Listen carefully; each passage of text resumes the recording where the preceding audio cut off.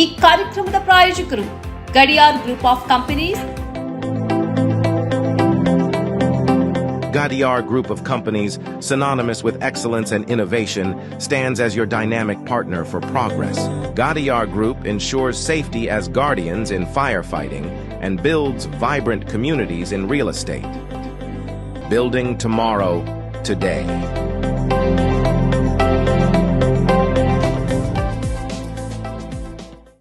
Kudukoli petrol pump Perla ವಿಶ್ವಾಸಾರ್ಹ ಸೇವೆಗೆ ಅಬ್ದುಲ್ಲಾ ಮದುಮುಲೆ ಸಾರಥ್ಯದ ಪೆರ್ಲಾ ಕುಡುಕೋಳಿ ಪಂಪ್ಗೆ ಭೇಟಿ ನೀಡಿ. ರಾಜ್ಯ ಹೆದ್ದಾರಿ 64ರಲ್ಲಿ ನಿಮಗಾಗಿ ಕಾಯುತ್ತಿದೆ.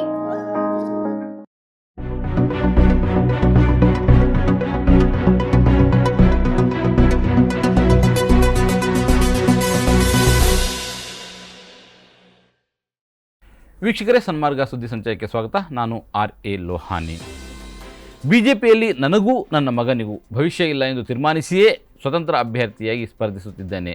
ಜನ ಕೈ ಹಿಡಿಯಲಿದ್ದಾರೆ ಎಂದು ಶಿವಮೊಗ್ಗ ಲೋಕಸಭಾ ಕ್ಷೇತ್ರದ ಪಕ್ಷೇತರ ಅಭ್ಯರ್ಥಿ KS ಈಶ್ವರಪ್ಪ ಹೇಳಿದ್ದಾರೆ. ಹಿಂದುತ್ವ ವಿಚಾರ ಪಕ್ಕಕ್ಕೆ ಸರಿಸಿ ಜಾತಿ ರಾಜಕಾರಣ ಮತ್ತು ಒಳ ಒಪ್ಪಂದದಿಂದಾಗಿ 60ಕ್ಕೆ ಬಂದು ಬಿಜೆಪಿ ತಲುಪಿದೆ ಎಂದು ಅವರು ಹೇಳಿದ್ದಾರೆ. ಶಿವಮೊಗ್ಗದಲ್ಲಿ ಸುದ್ದಿಗೋಷ್ಠಿಯಲ್ಲಿ ಮಾತನಾಡಿದ KS ಈಶ್ವರಪ್ಪ, ಅಪ್ಪ ಮಕ್ಕಳು ಹಿಂದುತ್ವ ಬಿಟ್ಟು ಜಾತಿ ರಾಜಕಾರಣ ಮಾಡುತ್ತಿದ್ದಾರೆ. ಅವರಿಗೆ ಬೇಕಾದವರಿಗೆ ಟಿಕೆಟ್ ಕೊಡಿಸಿ ಕಾಂಗ್ರೆಸ್ನೊಂದಿಗೆ ಒಳ ಒಪ್ಪಂದ ಮಾಡಿಕೊಳ್ಳಲಿಲ್ಲವೇ ಎಂದು ಪ್ರಶ್ನಿಸಿದರು. ಜೆಡಿಎಸ್ ಜೊತೆಗೆ ಮೈತ್ರಿ ಆದರೆ ಒಳ ಒಪ್ಪಂದ ಯಾರ ಜೊತೆಗೆ ಎಂಬುದನ್ನು BS ಯಡಿಯೂರಪ್ಪ ಮತ್ತು ಮಕ್ಕಳು ಸ್ಪಷ್ಟಪಡಿಸಬೇಕು. ನಾನು ಯೋಚಿಸಿಯೇ ಪಕ್ಷೇತರ ಅಭ್ಯರ್ಥಿಯಾಗಿ ಸ್ಪರ್ಧಿಸಿರುವೆ. ರಾಜಕೀಯ ಬಲಿದಾನಕ್ಕೂ ನಾನು ಸಿದ್ಧ ಎಂದು ಹೇಳಿದರು. ಒಳ ಒಪ್ಪಂದ ವ್ಯವಸ್ಥೆ ಬಿಜೆಪಿಯಲ್ಲಿ ಇರಲಿಲ್ಲ. ನಾವು ನೇರವಾಗಿ ಕಾಂಗ್ರೆಸ್ಗೆ ಸೆಡ್ಡು ಹೊಡೆದು 108 ಸೀಟು ಪಡೆದಿದ್ದೆವು. ಹೀಗೆ ಮುಂದುವರಿದರೆ ರಾಜ್ಯದಲ್ಲಿ ದೊಡ್ಡ ಆಘಾತ ಆಗಲಿದೆ ಎಂದರು. ಈಶ್ವರಪ್ಪ ಅಂದರೆ ಯಾರು ಎಂದು ನನಗೆ ಗೊತ್ತಿಲ್ಲ ಎಂದು ರಾಜ್ಯ ಬಿಜೆಪಿ ಚುನಾವಣಾ ಉಸ್ತುವಾರಿ ರಾಧಾಮೋಹನ್ ಅಗರ್ವಾಲ್ ಹೇಳಿರುವ ಬಗ್ಗೆ ಪ್ರತಿಕ್ರಿಯಿಸಿ, ಈಶ್ವರಪ್ಪ ಯಾರೆಂದು ಗೊತ್ತಿಲ್ಲವೆಂದ ಮೇಲೆ ಈ ಹಿಂದೆ ನನ್ನ ಮನೆಗೇಕೆ ಬಂದಿದ್ದರು ಎಂದು ಪ್ರಶ್ನಿಸಿದರು. ಈ ಚುನಾವಣೆಯಲ್ಲಿ ರಜಪೂತರು ಬಿಜೆಪಿಗೆ ದೊಡ್ಡ ಆಘಾತ ನೀಡಿದ್ದಾರೆ. ಉತ್ತರ ಪ್ರದೇಶದಲ್ಲಿ ನಡೆಯುವ ಮೊದಲ ಹಂತದ ಲೋಕಸಭಾ ಚುನಾವಣೆಯಲ್ಲಿ ಬಿಜೆಪಿ ಅಭ್ಯರ್ಥಿಗಳನ್ನು ಬಹಿಷ್ಕರಿಸುವುದಾಗಿ ಹೇಳಿದ್ದಾರೆ. ಸರ್ಕಾರಿ ಯೋಜನೆಗಳನ್ನು ಜಾರಿಗೊಳಿಸದೇ ಇರುವುದು, ನಿರುದ್ಯೋಗ ಏರಿಕೆ, ಅಗ್ನಿವೀರ್ ಯೋಜನೆಗೆ ವಿರೋಧ ಮತ್ತು ರಜಪೂತ ಸಮಾಜಕ್ಕೆ ಅವಮಾನಿಸಿದ್ದಕ್ಕಾಗಿ ಈ ನಿರ್ಧಾರ ಎಂದು ಹೇಳಲಾಗಿದೆ. ಆದರೆ ಈ ಬಹಿಷ್ಕಾರವು ಉತ್ತರ ಪ್ರದೇಶ ಸಿಎಂ ಆದಿತ್ಯನಾಥ್ ಅವರಿಗೆ ಅನ್ವಯವಾಗುವುದಿಲ್ಲ ಎಂದು ಮಂಗಳವಾರ ಮುಜಾಫರ್ಪುರ ಲೋಕಸಭಾ ಕ್ಷೇತ್ರದ ಖೇಡಾ ಗ್ರಾಮದಲ್ಲಿ ನಡೆದ ರಜಪೂತ್ ಸಮುದಾಯದ ಮಹಾಪಂಚಾಯತ್ನಲ್ಲಿ ನಿರ್ಧಾರ ಕೈಗೊಳ್ಳಲಾಗಿದೆ. ಆದಿತ್ಯನಾಥ್ ತಮ್ಮ ದನಿಯಾಗಿದ್ದಾರೆ, ಆದರೆ ಈ ದನಿಯನ್ನ ಕೇಂದ್ರ ಬಿಜೆಪಿ ನಾಯಕತ್ವ ಆಲಿಸುತ್ತಿಲ್ಲ ಎಂದು ಮಹಾಪಂಚಾಯತ್ ಹೇಳಿದೆ.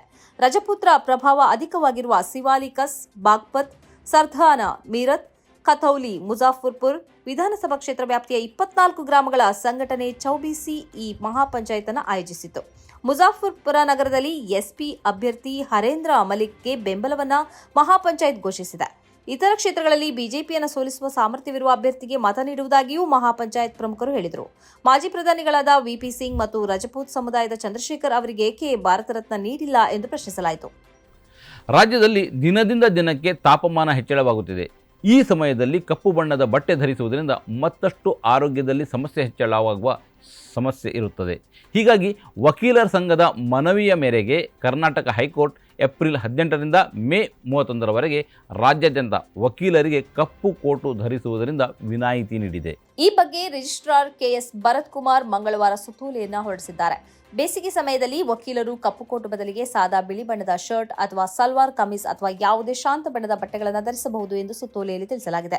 ರಾಜ್ಯದಲ್ಲಿ ಬಿಸಿಲಿನ ಝಳ ಹೆಚ್ಚುತ್ತಿದ್ದು ತಾಪಮಾನವು ಗರಿಷ್ಠ ಮಟ್ಟಕ್ಕೆ ಏರಿಕೆಯಾಗಿದೆ. ಹೀಗಾಗಿ ಇಂತಹ ಸಂದರ್ಭದಲ್ಲಿ ಕಪ್ಪು ಕೋಟು ಧರಿಸಿ ಬರುವುದರಿಂದ ಮತ್ತಷ್ಟು ಸಮಸ್ಯೆ ಆಗುತ್ತದೆ ಎಂದು ಏಪ್ರಿಲ್ 5ರಂದು ಬೆಂಗಳೂರಿನ ವಕೀಲರ ಸಂಘದ ಅಧ್ಯಕ್ಷರು ಕಪ್ಪು ಕೋಟ್ನಿಂದ ವಿನಾಯಿತಿ ನೀಡುವಂತೆ ನ್ಯಾಯಾಲಯಕ್ಕೆ ಮನವಿ ಸಲ್ಲಿಸಿದ್ದರು. ತಾತ್ಕಾಲಿಕವಾಗಿ ಕಪ್ಪು ಕೋಟು ಧರಿಸುವುದರಿಂದ ವಿನಾಯಿತಿ ನೀಡಬೇಕು ಎಂದು ಮನವಿಯಲ್ಲಿ ಉಲ್ಲೇಖಿಸಲಾಗಿತ್ತು. ಈ ಮನವಿಯನ್ನು ಆಧರಿಸಿ ಹೈಕೋರ್ಟ್ ವಿನಾಯಿತಿ ನೀಡಿದೆ. ಕರ್ನಾಟಕ, ಒಡಿಶಾ, ಪಶ್ಚಿಮ ಬಂಗಾಳ, ಕೊಂಕಣ, ಆಂಧ್ರಪ್ರದೇಶ ಹಾಗೂ ತೆಲಂಗಾಣದ ಕೆಲವು ಭಾಗಗಳಲ್ಲಿ ಮುಂದಿನ 5 ದಿನಗಳಲ್ಲಿ ಉಷ್ಣಾಂಶ ಹೆಚ್ಚಾಗಲಿದೆ ಎಂದು ಹವಾಮಾನ ಇಲಾಖೆ ಮುನ್ಸೂಚನೆ ನೀಡಿದೆ. ಕೇಂದ್ರ ಸರ್ಕಾರ 20-25 ಉದ್ಯಮಿಗಳ ಏಳಿಗೆಗಾಗಿ ಮಾತ್ರ ಕೆಲಸ ಮಾಡುತ್ತಿದೆ. ಉದ್ಯಮಿಗಳ 16 ಲಕ್ಷ ಕೋಟಿ ರೂಪಾಯಿ ಸಾಲ ಮನ್ನಾ ಮಾಡಿದೆ. ಆದರೆ ರೈತರ ಸಾಲ ಮನ್ನಾ ಮಾಡಿಲ್ಲ ಎಂದು ಪ್ರಧಾನಿ ನರೇಂದ್ರ ಮೋದಿ ನೇತೃತ್ವದ ಕೇಂದ್ರ ಸರ್ಕಾರದ ವಿರುದ್ಧ ಕಾಂಗ್ರೆಸ್ ನಾಯಕ ರಾಹುಲ್ ಗಾಂಧಿ ವಾಗ್ದಾಳಿ ಮಾಡಿದ್ದಾರೆ. ಮಂಡ್ಯದ PES ಕಾಲೇಜ್ ಮೈದಾನದಲ್ಲಿ ನಡೆದ ಕಾಂಗ್ರೆಸ್ ಸಮಾವೇಶದಲ್ಲಿ ಮಾತನಾಡಿದ ರಾಹುಲ್ ಗಾಂಧಿ, ಬೆಳೆ ವಿಮೆ ಯೋಜನೆಯಲ್ಲೂ ರೈತರಿಗೆ ದೇಶವ್ಯಾಪಿ ಅನ್ಯಾಯವಾಗಿದೆ. ಕೇಂದ್ರದಲ್ಲಿ ಕಾಂಗ್ರೆಸ್ ಪಕ್ಷ ಅಧಿಕಾರಕ್ಕೆ ಬಂದರೆ 3 ಯೋಜನೆಗಳನ್ನು ಜಾರಿ ಮಾಡುತ್ತೇವೆ. ಕನಿಷ್ಠ ಬೆಂಬಲ ಬೆಲೆ ಯೋಜನೆ, ರಾಷ್ಟ್ರಮಟ್ಟದಲ್ಲಿ ರೈತರ ಬೆಳೆ ಸಾಲ ಮನ್ನಾ, ಮತ್ತು 30 ದಿನಗಳಲ್ಲಿ ಬೆಳೆ ವಿಮೆ ಪಾವತಿ ಮಾಡುತ್ತೇವೆ ಎಂದು ತಿಳಿಸಿದರು. ಚುನಾವಣೆ ಸಂದರ್ಭದಲ್ಲಿ 2 ವಿಚಾರದಲ್ಲಿ ಹೋರಾಟ ನಡೆಯುತ್ತಿದೆ. ಒಂದು ಕಡೆ ಸಂವಿಧಾನ, ಮತ್ತೊಂದು ಕಡೆ ಸಂವಿಧಾನವನ್ನು ಮುಗಿಸುವ ಕೆಲಸ ನಡೆಯುತ್ತಿದೆ. ಕೆಲ ಸಂಸ್ಥೆಗಳು ಕೆಲವರನ್ನ ಒಳಗೆ ಬಿಟ್ಟುಕೊಳ್ಳುತ್ತಿದೆ. ಸಂವಿಧಾನ ರಕ್ಷಣೆಗೆ ಕಾಂಗ್ರೆಸ್ ಮುಂದಾಗಿದೆ. 25 ಜನರಿಗಾಗಿ ಸರ್ಕಾರ ನಡೆಸುತ್ತಿದ್ದಾರೆ.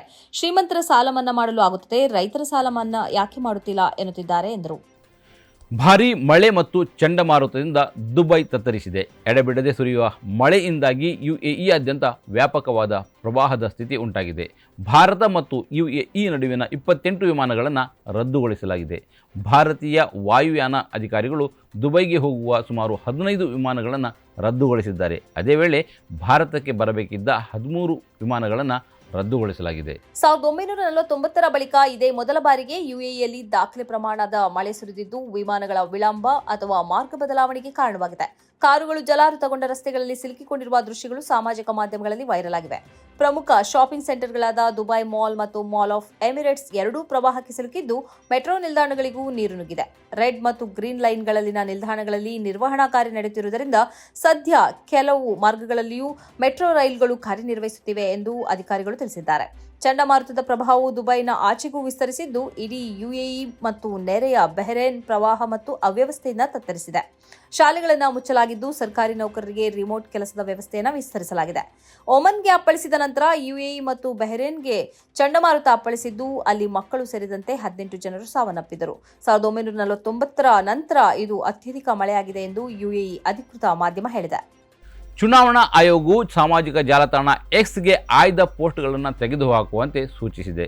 ಇದರಲ್ಲಿ ಬಾಂಡ್ ಚೋರ್ ಎಂಬ ಶೀರ್ಷಿಕೆಯ ಮೋದಿಯ ಚಿತ್ರವೂ ಸೇರಿದೆ. ಈ ಆದೇಶದಂತೆ ಪೋಸ್ಟ್ಗಳನ್ನು ತೆಗೆದುಹಾಕಲಾಗಿದೆಯಾದರೂ ಅಭಿವ್ಯಕ್ತಿ ಸ್ವಾತಂತ್ರ್ಯವನ್ನು ಎತ್ತಿ ಹಿಡಿಯುವ ಅಗತ್ಯವಿರುವುದರಿಂದ ಈ ಕ್ರಮದ ಬಗ್ಗೆ ನಾವು ಒಪ್ಪುವುದಿಲ್ಲ ಎಂದು ಎಕ್ಸ್ ಹೇಳಿದೆ. ಮಾರ್ಚ್ 18ರಂದು ಪ್ರಧಾನಿ ನರೇಂದ್ರ ಮೋದಿಯ ತಿರುಚಲ್ಪಟ್ಟ ಚಿತ್ರವೊಂದನ್ನು ಪೋಸ್ಟ್ ಮಾಡಿ ಎಲೆಕ್ಟ್ರಾಲ್ ಬಾಂಡ್ ಪ್ರಕರಣವನ್ನು ಉಲ್ಲೇಖಿಸಿ ಬಾಂಡ್ ಚೋರ್ ಎಂಬ ಶೀರ್ಷಿಕೆ ನೀಡಿತ್ತು. ಬಿಜೆಪಿ ನಾಯಕ ಹಾಗೂ ಬಿಹಾರ ಡೆಪ್ಯೂಟಿ ಸಿಎಂ ಸಾಮ್ರಾಟ್ ಚೌಧರಿ, ಆರ್ಜೆಡಿ ನಾಯಕ ಲಾಲು ಪ್ರಸಾದ್ ಯಾದವ್ ರನ್ನು ಉಲ್ಲೇಖಿಸಿ ಟಿಕೆಟ್ಗಳನ್ನು ಮಾರಾಟ ಮಾಡುವ ವಿಚಾರದಲ್ಲಿ ಅವರು ತಮ್ಮ ಪುತ್ರಿಯನ್ನೂ ಬಿಡದ ನಾಯಕರಾಗಿದ್ದಾರೆ ಎಂದು ವಿಡಿಯೋವೊಂದರಲ್ಲಿ ಹೇಳಿದ್ದರು. ವಿಶಾಖಪಟ್ಟಣಂನಲ್ಲಿ ಮಾರ್ಚ್ 16ರಂದು ಡ್ರಗ್ಸ್ ಪ್ರಕರಣದ ಕುರಿತು ವೈಎಸ್ಆರ್ ಪಕ್ಷವು ಟಿಡಿಪಿಯನ್ನು ಟಾರ್ಗೆಟ್ ಮಾಡಿತ್ತು. ಇಷ್ಟು ದಿನಗಳ ಕಾಲ ನಾವು ಟಿಡಿಪಿ ಎಂದರೆ ತೆಲುಗು ಡೊಂಗಲ ಅಂದರೆ ಕಳ್ಳರ ಪಕ್ಷ ಎಂದು ತಿಳಿದಿದ್ದೆವು. ಆದರೆ ಈ ಡ್ರಗ್ಸ್ ವಶಪಡಿಸಿಕೊಂಡ ಪ್ರಕರಣದ ನಂತರ ಅದು ತೆಲುಗು ಡ್ರಗ್ಸ್ ಪಾರ್ಟಿ ಎಂದು ತಿಳಿಯಿತು ಎಂದು ಟ್ವೀಟ್ ಮಾಡಿತ್ತು. ಇದೇ ವಿಚಾರದಲ್ಲಿ ಚಂದ್ರಬಾಬು ನಾಯ್ಡು ರವರ ಟ್ವೀಟ್ ಕೂಡ ತೆಗೆದುಹಾಕಲು ಚುನಾವಣಾ ಆಯೋಗ ಸೂಚಿಸಿತ್ತು. ರಸ್ತೆ ಅಪಘಾತಗಳ ಸಂಖ್ಯೆಯನ್ನು ತಗ್ಗಿಸಲು ಉತ್ತರ ಪ್ರದೇಶದ ಸಾರಿಗೆ ಇಲಾಖೆ ಹೊಸ ಕಾರ್ಯತಂತ್ರವೊಂದನ್ನು ರೂಪಿಸಿದೆ. ವಾಣಿಜ್ಯ ವಾಹನಗಳು ಮತ್ತು ರಾಜ್ಯ ಸಾರಿಗೆ ಬಸ್ಗಳ ಚಾಲಕರು ತಮ್ಮ ಕುಟುಂಬದ ಫೋಟೋವನ್ನು ಡ್ಯಾಶ್ ಬೋರ್ಡ್ ಮೇಲೆ ಇರಿಸಿಕೊಳ್ಳುವಂತೆ ರಾಜ್ಯ ಸಾರಿಗೆ ಆಯುಕ್ತ ಚಂದ್ರಭೂಷಣ್ ಸಿಂಗ್ ಮನವಿ ಮಾಡಿದ್ದಾರೆ. ಚಾಲಕರು ತಮ್ಮ ಕುಟುಂಬದ ಫೋಟೋಗಳನ್ನು ಪ್ರದರ್ಶಿಸುವ ಉಪಾಯವನ್ನು ಆಂಧ್ರಪ್ರದೇಶದಿಂದ ಅಳವಡಿಸಿಕೊಳ್ಳಲಾಗಿದೆ. ಚಾಲಕರು ತಮ್ಮ ಮುಂದೆ ತಮ್ಮ ಕುಟುಂಬದ ಫೋಟೋ ಪ್ರದರ್ಶಿಸುವಂತೆ ಮಾಡುವ ಈ ವಿನೂತನ ಉಪಾಯವು ಚಾಲಕರಲ್ಲಿ ರಸ್ತೆ ಸುರಕ್ಷತೆಯ ಬಗ್ಗೆ ಭಾವನಾತ್ಮಕ ಸಂವೇದನೆಯನ್ನು ರೂಪಿಸುವ ಗುರಿ ಹೊಂದಿದೆ ಎಂದು ಅವರು ಹೇಳಿದ್ದಾರೆ. ಸಾರಿಗೆ ಆಯುಕ್ತರ ಪ್ರಕಾರ ಈ ಕ್ರಮದಿಂದ ಆಂಧ್ರಪ್ರದೇಶದಲ್ಲಿ ಯಶಸ್ವಿಯಾಗಿ ರಸ್ತೆ ಅಪಘಾತ ಪ್ರಮಾಣವನ್ನು ತಗ್ಗಿಸಲಾಗಿದೆ ಎಂದು ಹೇಳಲಾಗಿದೆ. 2023ರಲ್ಲಿ 4.7% ರಸ್ತೆ ಅಪಘಾತಗಳು ಏರಿಕೆಯಾಗಿದ್ದು 2022ರಲ್ಲಿ 22,596 ಇದ್ದ ಈ ಪ್ರಮಾಣವು 2023ರಲ್ಲಿ 23,652ಕ್ಕೆ ಏರಿಕೆಯಾಗಿದೆ. ಹೀಗಾಗಿ ಸಾರಿಗೆ ಇಲಾಖೆಯು ಇಂತಹ ವಿನೂತನ ಕ್ರಮದ ಮೊರೆ ಹೋಗಿದೆ ಎಂಬ ಮಾಹಿತಿ ಹಂಚಿಕೊಳ್ಳಲಾಗಿದೆ. ಪ್ರಸ್ತುತ ಭಾರತದ ದೊಡ್ಡ ಸಮಸ್ಯೆ ಪ್ರಧಾನಿ ನರೇಂದ್ರ ಮೋದಿಯೇ ಆಗಿದ್ದಾರೆ ಎಂದು ತಮಿಳುನಾಡು ಮುಖ್ಯಮಂತ್ರಿ ಎಂಕೆ ಸ್ಟಾಲಿನ್ ವಾಗ್ದಾಳಿ ನಡೆಸಿದ್ದಾರೆ. ಜನರಿಗೆ ಸಮಸ್ಯೆಗಳಿರುತ್ತವೆ, ಆದರೆ ಮೋದಿಯವರ ಆಡಳಿತದಲ್ಲಿ ಜನರ ಇಡೀ ಜೀವನವೇ ಸಮಸ್ಯೆಯಾಗಿದೆ ಎಂದು ಅವರು ಆರೋಪಿಸಿದ್ದಾರೆ. ತಮಿಳಿನ ಪಡಪ್ಪೈ ಸಾರ್ವಜನಿಕ ಸಭೆಯಲ್ಲಿ ಮಾತನಾಡಿದ ಸ್ಟಾಲಿನ್, 12 ವರ್ಷಗಳ ಕಾಲ ಗುಜರಾತ್ ಮುಖ್ಯಮಂತ್ರಿಯಾಗಿದ್ದ ಮೋದಿ ಅವರು ಪ್ರಧಾನಿಯಾದ ನಂತರ ರಾಜ್ಯಗಳನ್ನು ಇಷ್ಟಪಡುವುದಿಲ್ಲ. ಪ್ರಧಾನಿಯಾದಾಗ ಹೇಳಿದ್ದೇನು, ಈಗ ಮಾಡುತ್ತಿರುವುದೇನು ಎಂದು ಸ್ಟಾಲಿನ್ ಪ್ರಶ್ನಿಸಿದ್ದಾರೆ. ಅವರು ಸಿಎಂ ಆಗಿದ್ದರಿಂದ ರಾಜ್ಯಗಳು ಎದುರಿಸುತ್ತಿರುವ ಸಮಸ್ಯೆಗಳ ಜೊತೆಗೆ ರಾಷ್ಟ್ರದ ಸಮಸ್ಯೆಗಳ ಬಗ್ಗೆಯೂ ತಿಳಿದಿದ್ದರು. ಆದರೆ ಈಗ ಅವರು ಏನು ಮಾಡುತ್ತಿದ್ದಾರೆ? ರಾಜ್ಯಪಾಲರನ್ನ ಬಳಸಿಕೊಂಡು ಪ್ರಧಾನಿ ಮೋದಿ ರಾಜ್ಯಗಳಿಗೆ ತೊಂದರೆ ಮಾಡುತ್ತಿದ್ದಾರೆ. ಇಡೀ ರಾಷ್ಟ್ರಕ್ಕೆ ಮೋದಿಯೇ ದೊಡ್ಡ ಸಮಸ್ಯೆ ಎಂದು ಸಿಡಿಮಿಡಿಗೊಂಡರು. ಮೋದಿ ಆಡಳಿತದಲ್ಲಿ ಜನರ ಬದುಕು ದುಸ್ತರವಾಗಿದೆ ಎಂದು ಹೇಳಿದ ಸ್ಟಾಲಿನ್, ಇಂತಹ ಉನ್ನತ ಸ್ಥಾನದಲ್ಲಿರುವ ಮೋದಿ ಒಡೆದುಆಳುವ ರಾಜಕಾರಣ ಮಾಡುತ್ತಿದ್ದಾರೆ. ಮೋದಿ ಎಂದಾದರೂ ಜನರ ಕಲ್ಯಾಣಕ್ಕಾಗಿ ಸಮಯ ನೀಡಿದ್ದಾರಾ ಎಂದು ಸ್ಟಾಲಿನ್ ಪ್ರಶ್ನಿಸಿದ್ದಾರೆ. ಇದು ಈ ಹೊತ್ತಿನ ಸುದ್ದಿ ಸಂಚಯ. ನಿರಂತರವಾಗಿ ನೋಡ್ತಾ ಇರಿ ಸನ್ಮಾರ್ಗ ನ್ಯೂಸ್, ಸುದ್ದಿಗಳ ಸಂತೆಯಲ್ಲಿ ಸತ್ಯದ ಮೊಂಬತ್ತಿ. ಇಂತಹ ಹಲವು ಸುದ್ದಿ ಮಾಹಿತಿ ವಿಶ್ಲೇಷಣೆಗಾಗಿ ಸನ್ಮಾರ್ಗ ನ್ಯೂಸ್ ಸಬ್ಸ್ಕ್ರೈಬ್ ಮಾಡಿ. ನಿರಂತರ ನೋಟಿಫಿಕೇಶನ್ ಪಡೆಯಲು ಬೆಲ್ ಐಕಾನ್ ಒತ್ತಲು ಮರೆಯದಿರಿ.